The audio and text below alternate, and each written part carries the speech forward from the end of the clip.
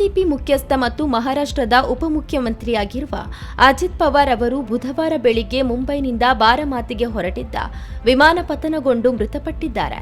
ಪೈಲಟ್ಗಳು ಮತ್ತು ಭದ್ರತಾ ಸಿಬ್ಬಂದಿ ಸೇರಿದಂತೆ ಇತರ 4 ಕೂಡ ಸಾವನ್ನಪ್ಪಿದ್ದಾರೆ. ಮುಂಬೈನಿಂದ ಬೆಳಿಗ್ಗೆ 8 ಗಂಟೆ ಸುಮಾರಿಗೆ ಹೊರಟ ವಿಮಾನ 1 ಗಂಟೆಯ ನಂತರ ಬಾರಾಮತಿ ವಿಮಾನ ನಿಲ್ದಾಣದ ಬಳಿ ಇಳಿಯುವ ವೇಳೆ ಅಪಘಾತಕ್ಕೀಡಾಗಿದೆ.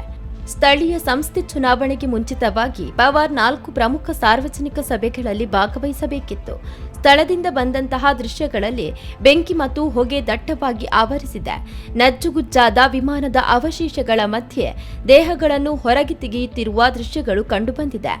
ಅಪಘಾತದಲ್ಲಿ ವಿಮಾನದಲ್ಲಿದ್ದ ಎಲ್ಲ 5 ಪ್ರಯಾಣಿಕರು ಸಾವನ್ನಪ್ಪಿದ್ದಾರೆ ಎಂದು ನಾಗರಿಕ ವಿಮಾನಯಾನ ನಿರ್ದೇಶನಾಲಯ ತಿಳಿಸಿದೆ.